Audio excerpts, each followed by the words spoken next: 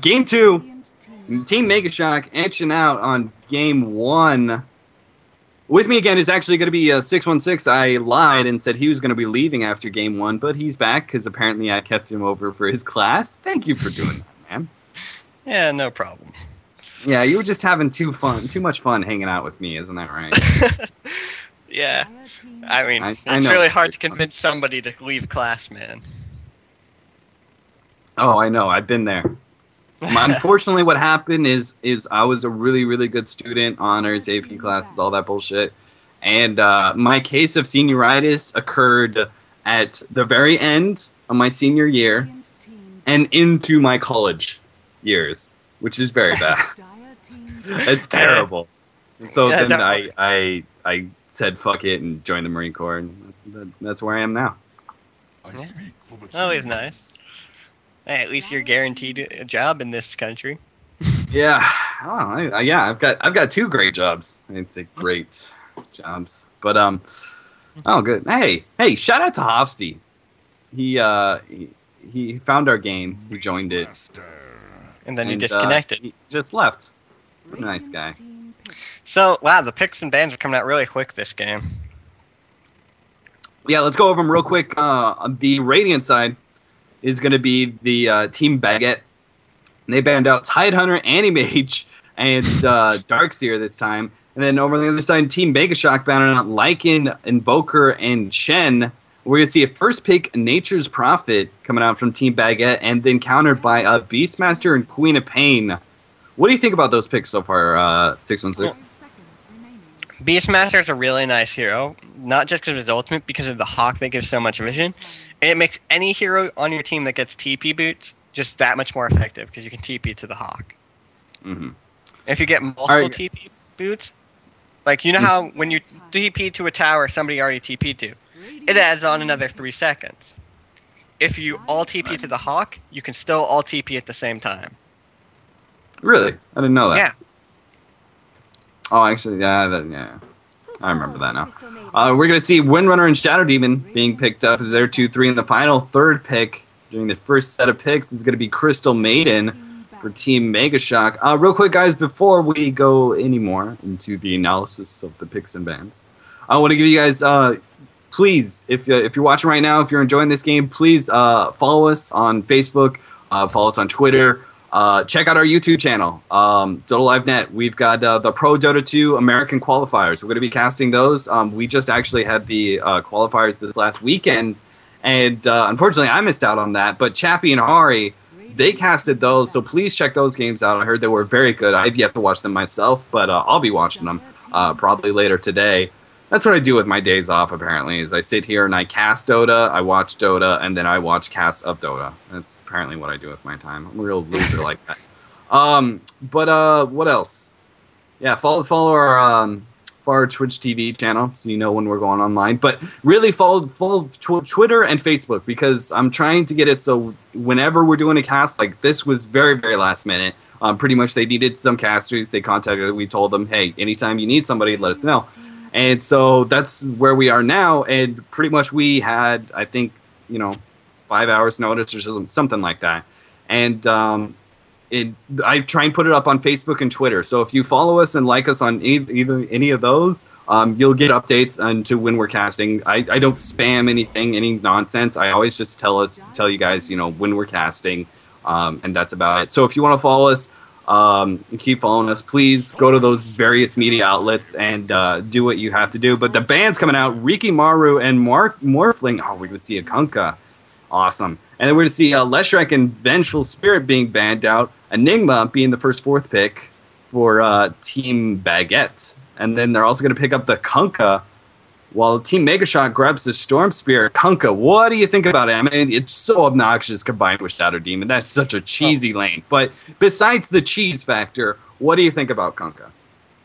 He'll be really useful with the cleave. He'll kill the bird a lot of times. He'll kill the boar.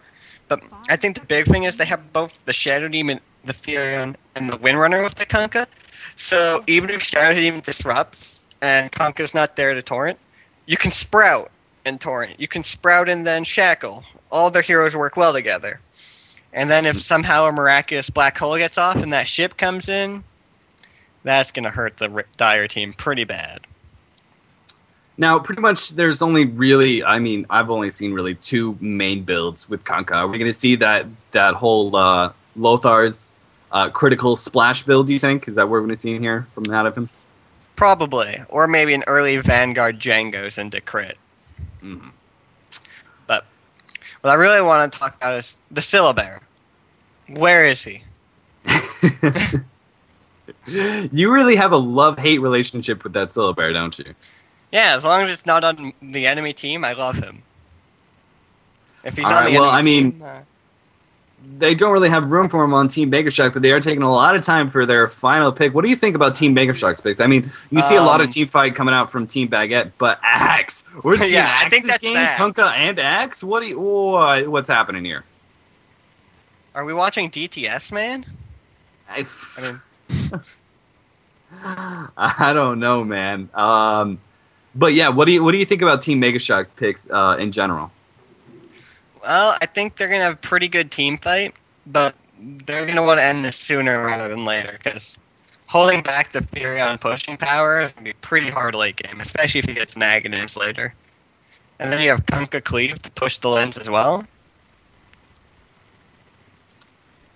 Unfortunately, we're getting a little bit of... You're getting sort of that robot voice. But I think it will pass in a second. But all right, guys. Well, I didn't do this last game because we were so rushed for time. But I'm gonna go over who's playing what. Go left to right, top to bottom. We got oh Jesus.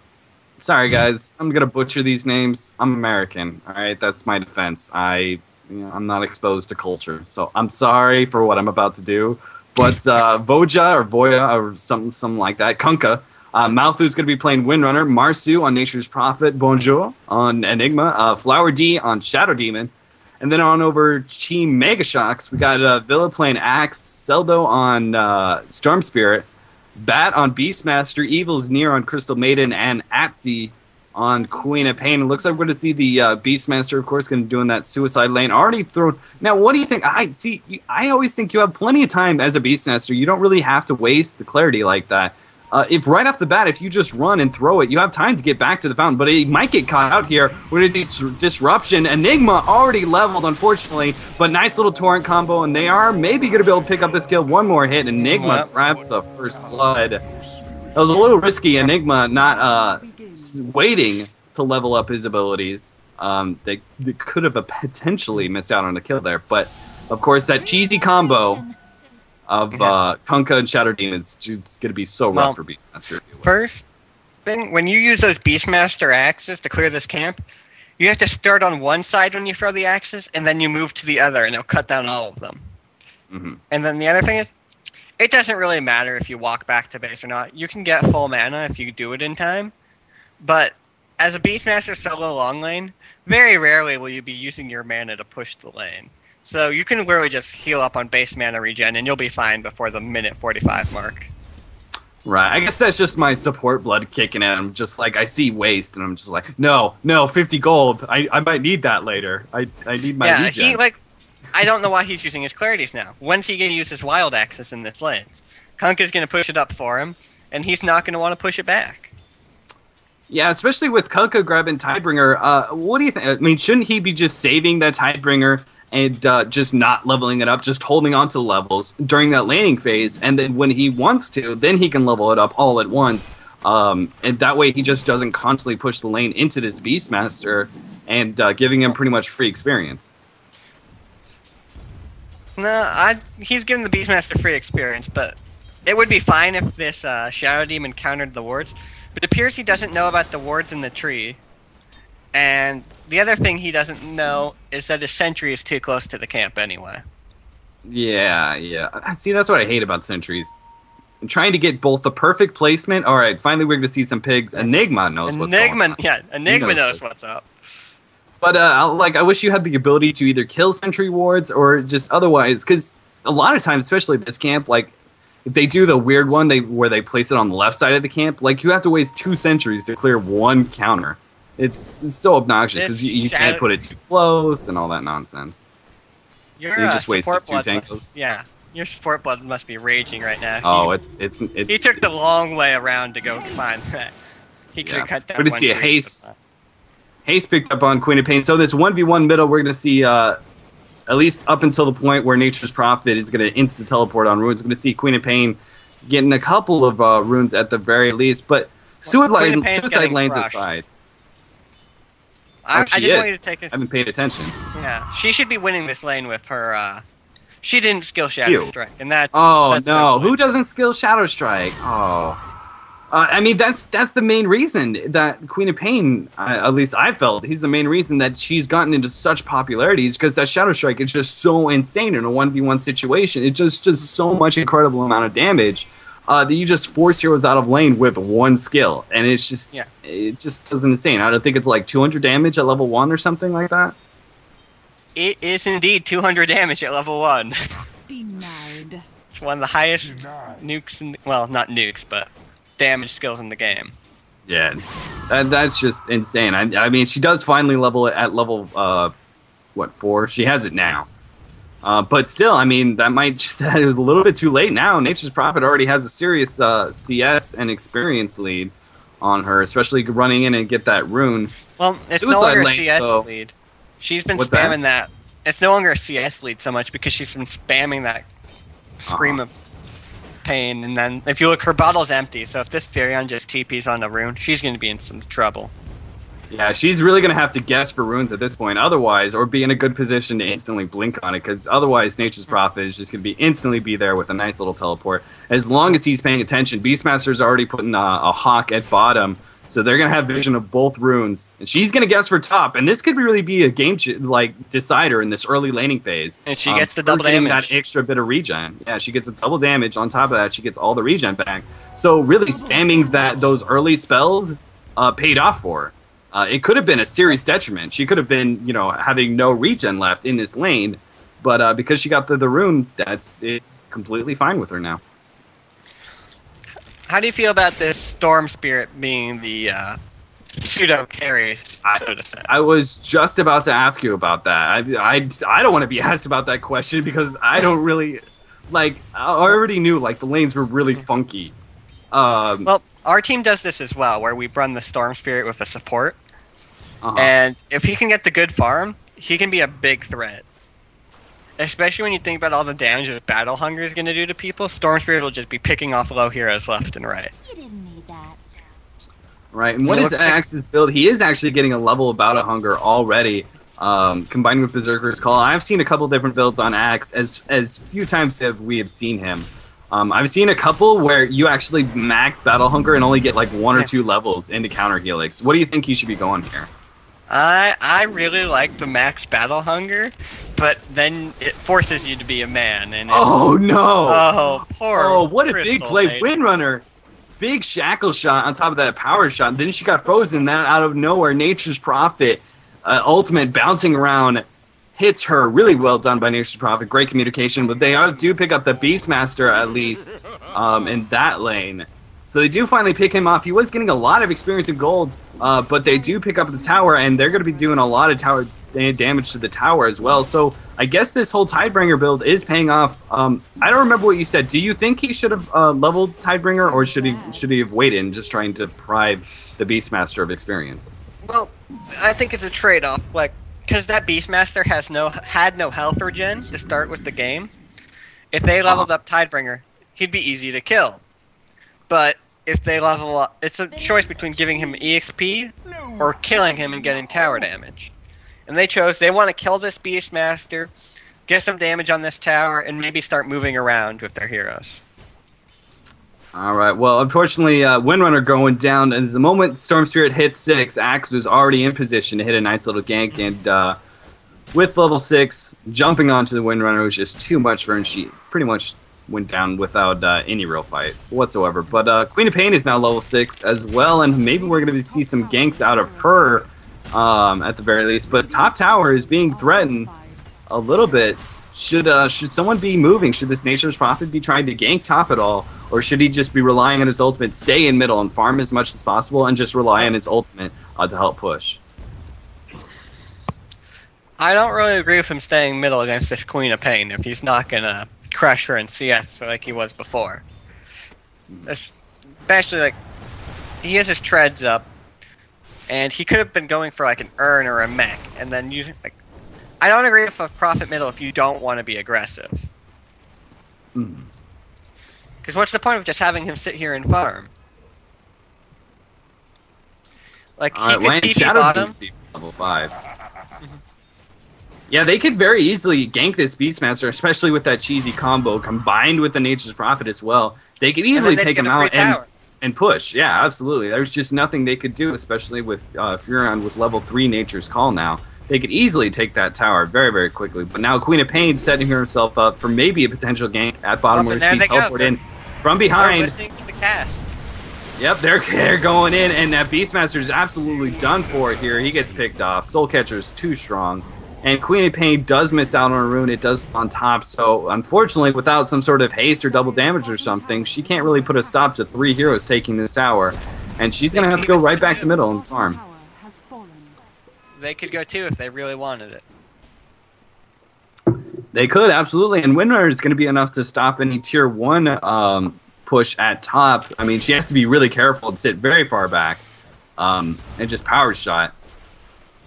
Because the farther she stays back, the bigger margin there is of error for Storm Spirit trying to jump in on her and missing out on that little bit of extra range for having that pull. Because if he's able to jump on her and get the pull off, she's probably going to go down here with such little amount of help, especially with level 2 Battle Hunger on her. But they are going to just force her out of lane. Storm Spirit actually jumping in. He is going to hit it, and now he's going to be able to disable her. Nice little axe hitting the ultimate as well.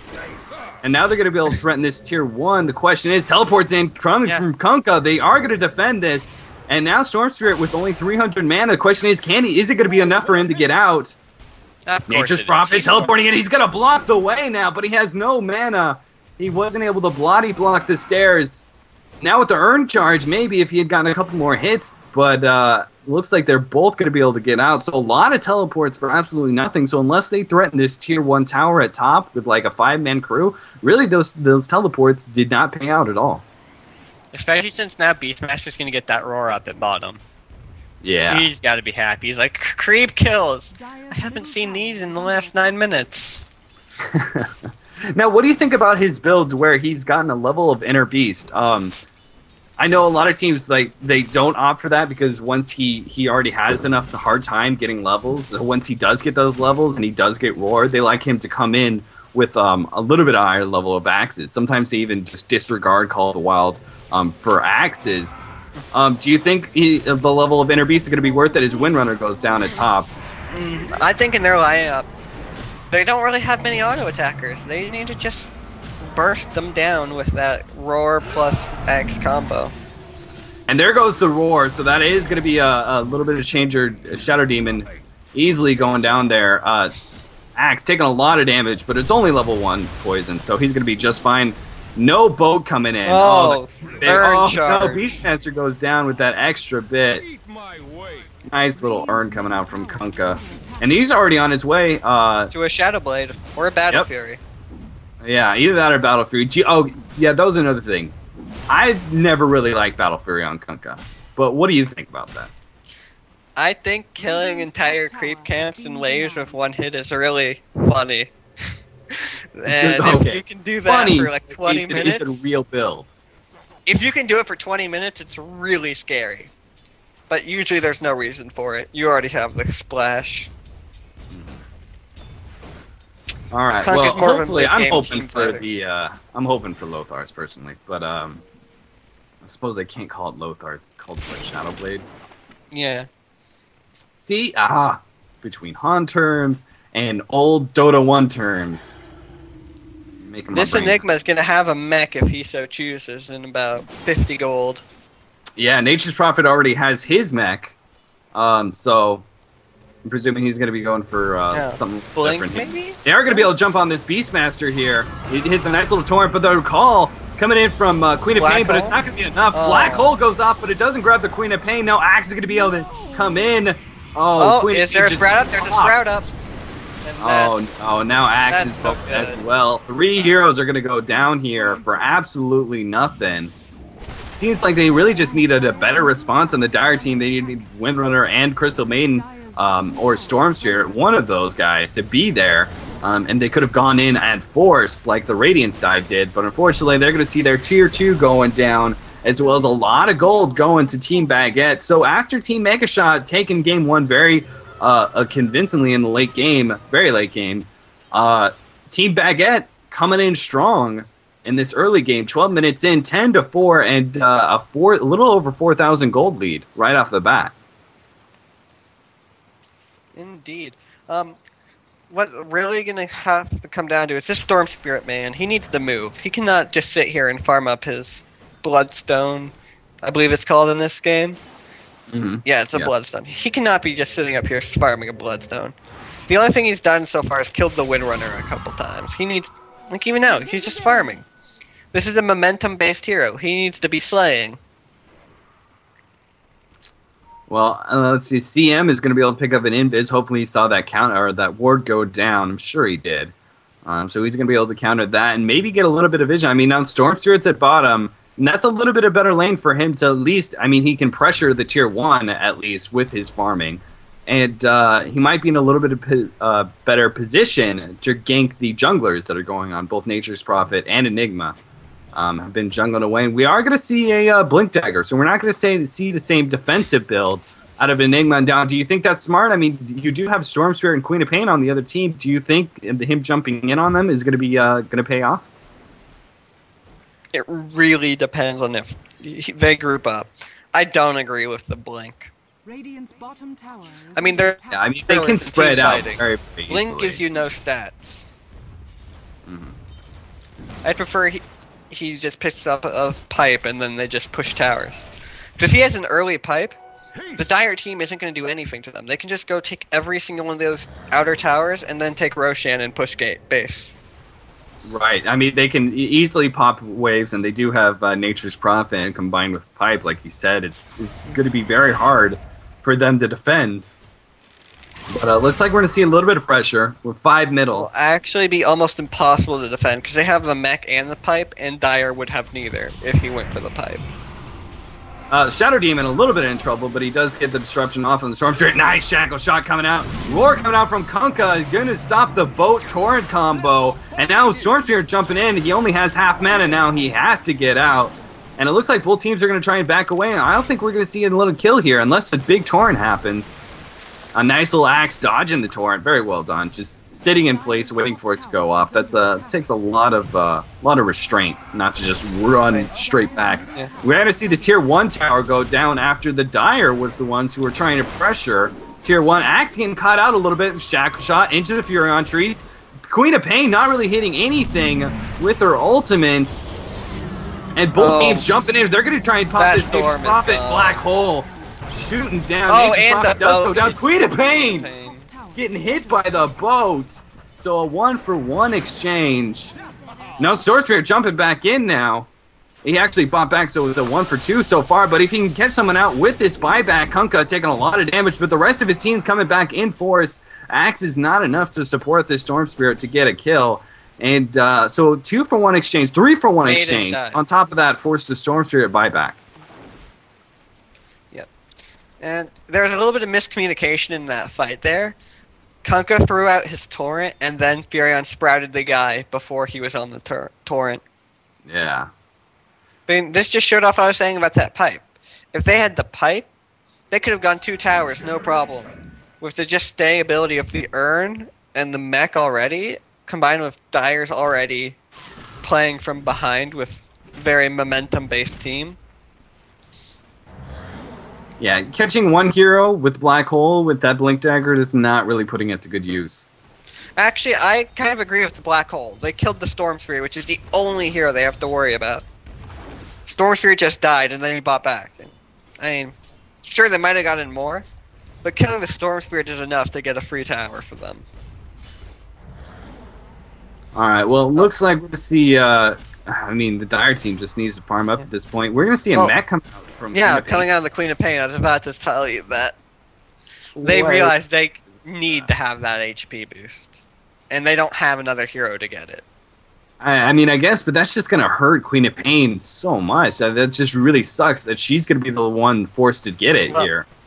Yeah, but it really comes down to this Beastmaster went boots first on Beastmaster, and he went long line, but he didn't do his job. He died too many times, and he didn't get any creep kills. Yeah, he's not going to be able to pick up a pipe or anything anytime soon. He's just going to be sitting on no gold pretty much for quite some time. We're going to see the Shadow Blade coming out from Kunkka. And pop goes the wave. And they're going to be able to put a lot of pressure on these towers. When do you think they should really start 4 or 5 manning pushing? Right now. The Radiant. Right now? Yeah, they should go like this, top, take both these 2 towers, get this tower in the middle, and then can you even see what I'm drawing? No, I cannot. Sorry, I forgot to tell you. Spectators, you can't see each other's drawing. But we're going to see a smoke coming out. They're going to try and jump on this Kunkka. Disruption going off. Are they going to hit the combo here? Oh, nice little giant job. Popping off the Kunkka. Really well done catching that out. Shadow Demon goes down as well. Trying to disrupt to save a lot of damage, but instead, he just gets caught out himself. And yeah, so, they were nice pretty far up there. It's a lot like last game where they had a good spot, and then 2 heroes were alone and got caught out several times. They really need to avoid doing that this game. Yeah, I mean, and like you said, if they were 5-man pushing, so you really think that I mean, excluding them getting caught out like that, do you really think that them 5-man pushing is better than their split pushing and farming up right now? Yeah, because if they 5-man push, there's really not much the Dire can do about it, short of getting miraculous chain combo off with their relatively hard to hit stuns, like Axe's Berserker's Call. It's only level 1 too, so it's not even very long. But if they take the top 2 towers, take the middle tower, then they can take Roshan at their discretion. Mm-hmm. Because they have the Furion trees to tank it up. And then you can make Eidolons from the Furion trees for lots of damage. Jumping in, Kunkka getting a good position to jump on this axe. Now the blink coming in from Enigma, and they're easily pumping that hero. Just a lot of initiation. I was watching this Kunkka going, why isn't he farming that creep wave? And then I saw Axe so far forward, and just getting completely caught out with the X, and then the Torrent. They're going to be able to pressure the tier 2, so they don't go through top like you mentioned, but they are going to take the tier 2 with that nice little gank of theirs. Storm Spirit just trying to farm away. I mean, once he gets that Bloodstone, maybe he might be able to do a little bit more, but as it stands right now, Torrent being hit. Is there any more combos? X going off. So the question is, do they have any other stuns coming up? Nobody's in here around. Nature's Prophet is forward, but unfortunately, Storm Spirit had just enough mana to skirt past him. So, nice little attempt by Kunkka. I mean, Kunkka is just so deadly against a Storm Spirit. I mean, with that range of Torrent, just being able to get a drop on a hero like that combined with X marks the spot, and he is going to be maxing out. He's not going to be leaving it at level 2 like I see some people do. That way you don't actually have to ever hit the X again. He's going to be maxing out, which I think is a smart play against the Storm Spirit. And the Queen of Pain. Mm-hmm. Yeah, both those. It just prevents them from using their, Storm Spirit's pseudo blink and Queen of Pain's real blink from that much longer. Yeah, absolutely. They have to either choose to blink right away and then get X marks the spot and run away, or just run around for 4 seconds and then blink. I really like this Radiant team. They listened to me as soon as I said it. They may have done it in reverse order, but they killed the middle tower, and now they're going to take these 2 top towers. And now I hope they realize that Roshan is theirs. They can just push out the bottom and mid lane, take Roshan, and then they're in a really good position to just push the base. It looks like they're going to try and jump on this Axe who's been farming away at bottom, trying to push there. Oh, no. He didn't get the Axe off. That is unfortunate. That would have been a really good, nice little pick for them. They probably could have taken Roshan, like you said, if they'd gotten that pick. But they do have complete control of the map right now. They just really need to get some really offensive wards up. They already have, actually. I didn't notice that. The top ward and the middle ward as well. And 4 smoked heroes. Smoke coming out. Yeah. from Team Actually, Mega 5. Shock. They know they have to change something around there. They're going for, they're checking out Roshan. Make sure they're not there. Queen of Pain gonna jump on the Shadow Demons. They might be able to catch him out. The question is, Enigma's coming in. He's gonna be able to hit Black Hole 2 heroes, but unfortunately, Beastmaster was not caught out. He stopped the Black Hole. And now the rest of the Radiant team really needs to back out, I feel. Purge going off, a lot of heroes low. Nature's Prophet and Shadow Demon just little left. Kunkka using the Shadow Blade to get out now. And nice little torrent. He's going to hit 2 heroes, but unfortunately, Crystal Maiden hit the nice little stun. They're going to be able to pick off Kunkka. Shackle shot, but it's not enough. Nice play. Great job carrying those counters. CM doing a very good job in that regard. Really big pickup there. Picking off 2 heroes on top of that main issue was the Kunkka, and that's going to at least delay. Maybe they might even take Roshan themselves here. Really, Kunkka's down for 30 seconds. I think that's going to give them plenty of time to be able to do it. Especially with Black Hole down. That's what just showcased why I don't like the blink on Enigma here. He blinked in, he got 2 in his hole, and then he just got stunned to death. And now Stormspear jumping in on Nature's Prophet, taking a lot of damage. Nice little shackle shot. Torrent going out, followed up by the boat. Is it going to be enough? One more hit. He dodged out the Storm Spirit. Now Queen of Pain is getting X'd. Wait, there's the X. He's coming right back at a little bit of glitch, so he's done for. So they pick up 4 heroes. Huge gank for Team Baguette, and they're going to be able to pick up Roshan easily after this. Yeah, Kunkka's buyback there was pretty big. Yeah, they didn't even need that Black Hole, which was down Enigma. They just really well done. Torrents, shackle shots by this Windrunner have just been on spot every single time. Very well done. She was pretty much the whole reason they won that fight was setting up that shackle shot for a great Torrent boat, just absolutely annihilating in Storm Spirit before he could do anything. After last game's Windrunner missing most of her shackles, he's doing a lot better this game. Is it the same person? I wasn't actually paying attention because he never called. He's on the same team. He's on the same team, so I would assume it's the same person. Because both times it was a suicide Windrunner. Alright, we're going to see the first tier 3 tower going down at bottom. Axe in.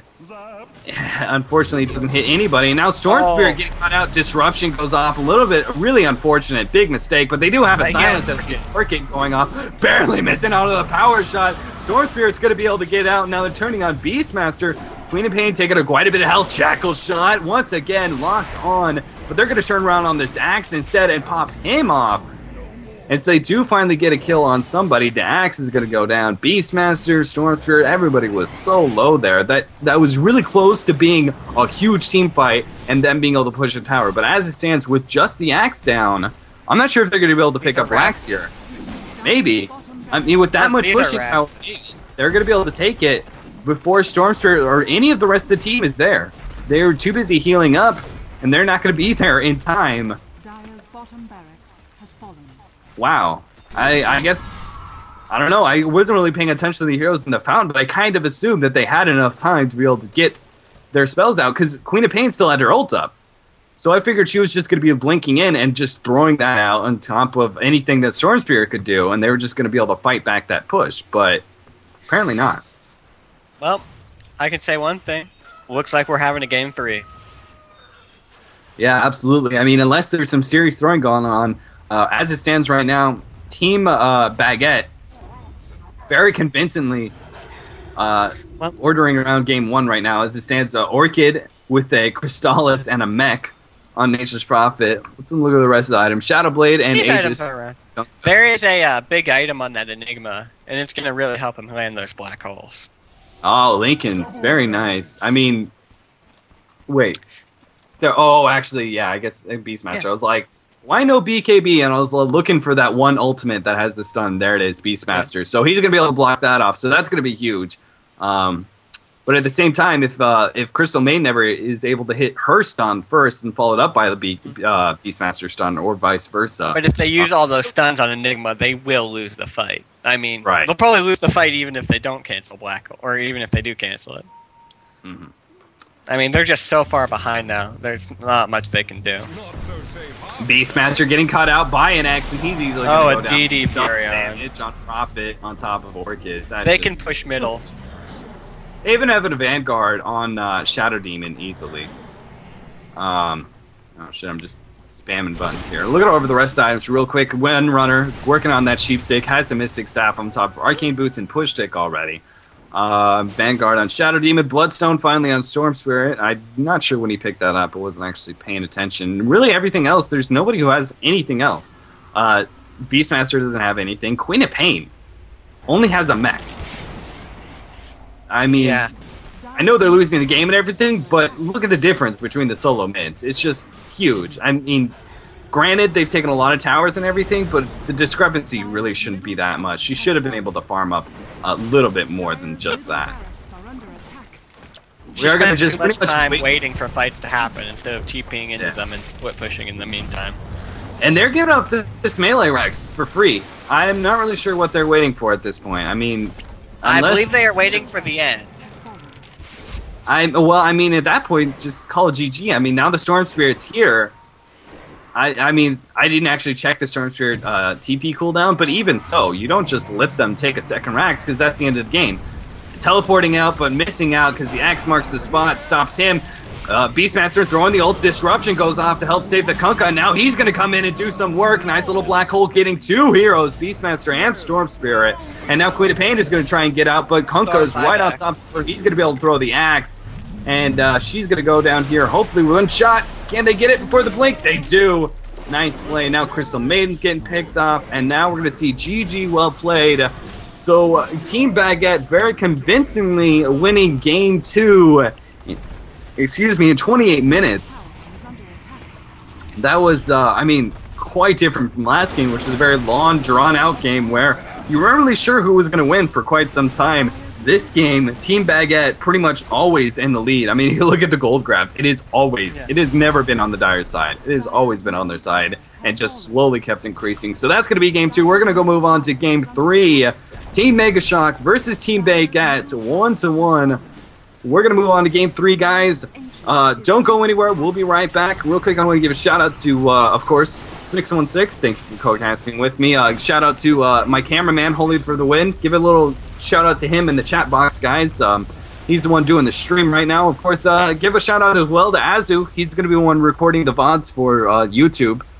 Go ahead and check it out on YouTube. Like I said earlier, we have the Pro Dota 2 qualifiers, American qualifiers. We just casted that. That's last weekend. That was Chappie and Hari. Unfortunately, I had military duty, so I missed out on that. But also follow us on Twitter, follow us on Facebook. Please do those things so you can know when we're casting short notice like this. But guys, we'll be right back. Don't go anywhere. Game hosted. is actually already up, so we'll have a 30-second break and we'll be back.